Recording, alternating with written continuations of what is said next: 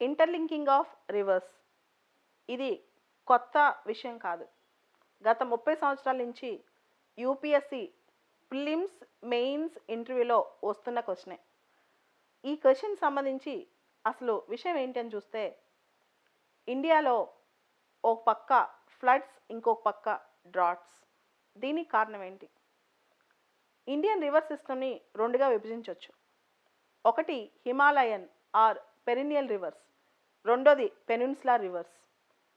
గంగా, బ్రహ్మపుత్ర ఇవన్నీ కూడా perineal reverse అన్నమాట. అదే గోదావరి, కృష్ణ, కావేరి ఇవన్నీ పెనిన్సులార్ రివర్స్. హిమాలయాల్లో మంచు కరగటం వల్ల నార్త్ ఇండియన్ రివర్స్ జీవనదులు అంటాం, అంటే ఎప్పుడూ పారుతూనే ఉంటాయి. సౌత్ ఇండియన్ రివర్స్ మీరు చూస్తే కృష్ణాలో, కావేరీలో ఇట్లా కొన్నిసార్లు నీళ్లుంటాయి వర్షాలు పడినప్పుడు, వర్షాలు లేనప్పుడు నదులు కూడా ఎండిపోతాయి. సో ఓ పక్క ఫ్లడ్స్, ఇంకో పక్క డ్రాట్. మీరు వినే ఉంటారు, బ్రహ్మపుత్ర బేసిన్లో ప్రతి సంవత్సరం ఫ్లడ్స్ వస్తుంటాయి, వరదలు. అదేవిధంగా మహారాష్ట్ర లాతూర్ ప్రాంతంలో చుక్క నీళ్ళు లేక రైల్లో నీళ్లను తరలించే పరిస్థితి. సో దీన్ని ఆపాలంటే ఏం చేయాలి? ఈ సమస్యకి పరిష్కారం ఎప్పటి నుంచో డిస్కస్ చేశారు, ఈరోజు కాదు. బ్రిటిష్ కాలంలో సర్ ఆర్థర్ కాటన్ అప్పట్లోనే ఇంటర్లింకింగ్ ఆఫ్ రివర్స్ అనే దాని గురించి మాట్లాడారు. ఆ తర్వాత 1970స్లో ప్రొఫెసర్ కేఎల్ రావు కూడా నేషనల్ వాటర్ గ్రిడ్ని ప్రపోజ్ చేశారు. కానీ ఇంటర్లింకింగ్ ఆఫ్ రివర్స్ ఇండియాలో అంత ఈజీ పని కాదు. ఎందుకంటే ఎత్తులు, పల్లాలు, difficult terrains, forest areas, agricultural lands, ఇట్లా దానిలో ఒక ఇంజనీరింగ్ అద్భుతం సృష్టించాలి. సివిల్ ఇంజనీరింగ్లోనే ఒక అద్భుతం సృష్టిస్తే కానీ ఇంటర్లింకింగ్ ఆఫ్ రివర్స్ సాధ్యం అవ్వదు. అయితే ఈ ఇంటర్లింకింగ్ ఆఫ్ రివర్స్ మళ్ళీ ఎందుకు న్యూస్లోకి వచ్చింది? నెల రోజుల క్రితం government national interlinking of rivers authority పెట్టాలని ప్రపోజ్ చేసింది. ఎందుకు అంటే ఇంటర్లింకింగ్ ఆఫ్ రివర్స్ ఈ మొత్తం అన్ని రివర్స్ ఇండియాలో ఒక ఇంప్లిమెంటేషన్ ఏజెన్సీ ఉండాలని గవర్నమెంట్ భావిస్తోంది. ఇంకా ఇన్స్టిట్యూషన్ ఇంప్లిమెంటేషన్లోకి రాలేదు, కానీ గవర్నమెంట్ ప్రపోజ్ చేసింది.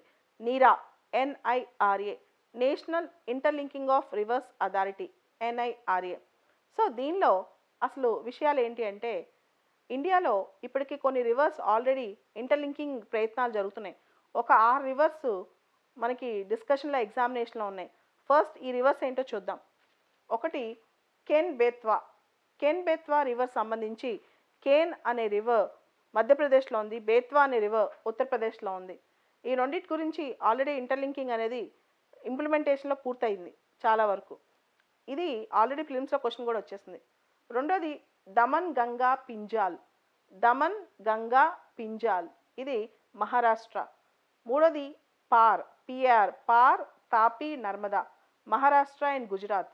నాలుగోది మానస్ సంకోష్, SANKOSH, సంకోష్, తీస్తా, గంగా ఇది అస్సాం, వెస్ట్ బెంగాల్ మధ్య. తర్వాత మహానది గోదావరి, ఒరిస్సా, ఆంధ్రప్రదేశ్. మహానది గోదావరి, ఒరిస్సా, ఆంధ్రప్రదేశ్ మధ్య. తర్వాత గోదావరి కావేరి, ఆంధ్రప్రదేశ్, తమిళనాడు. దీనికి సంబంధించి ఈ 6 ఇంటర్లింకింగ్ ఆఫ్ రివర్స్ ప్రాజెక్ట్స్ ఇప్పుడు ఎగ్జామినేషన్లో ఉన్నాయి. ఏదైనా సరే interlinking of river project approve అయిన తర్వాత దాన్ని నేషనల్ ప్రాజెక్ట్గా గుర్తిస్తారు. నేషనల్ ప్రాజెక్ట్గా గుర్తించడం అంటే సెంటర్ 90% ఫండ్స్ ఇస్తే స్టేట్ 10% ఇస్తుంది అనమాట. ఏ స్టేట్స్ ఉన్నాయి అవి. అయితే national interlinking of reverse only interlinking of reverse ప్రాజెక్ట్ని ఇంప్లిమెంట్ చేస్తుంది. అదే నేషనల్ వాటర్ డెవలప్మెంట్ అథారిటీ, ఇది బాగా గుర్తుపెట్టుకోవాలి. నీరా, నేషనల్ ప్రపోజ్డ్ నీరా అనమాట.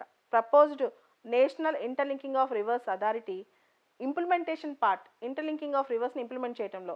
అదే national water development authority proposal, responsible for the formulation of proposal formulate చేయటం, దాన్ని ఫైనలైజ్ చేయటం నేషనల్ వాటర్ డెవలప్మెంట్ అథారిటీ.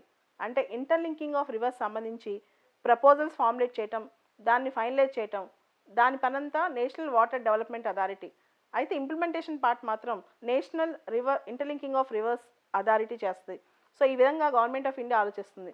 అయితే ఇంటర్లింకింగ్ ఆఫ్ రివర్స్ మనకి ఎందుకు అవసరం అంటే, ఒకటి ఇండియాలో ఒక పక్క ఫ్లడ్స్, ఇంకో పక్క డ్రౌట్.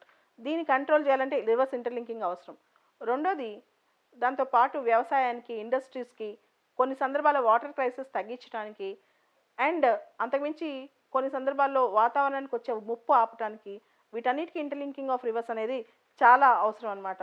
ఒక్కొక్కసారి దీనివల్ల నష్టాలు కూడా ఉంటాయి. ఇంటర్లింకింగ్ ఆఫ్ రివర్స్ అంటే అంత ఈజీ పని కాదు ఇది. ఇది చాలా ఖర్చుతో కూడుకున్న పని. దీనికి ఒక స్పెసిఫిక్ టైం లైన్ అంటూ ఏమీ లేదు.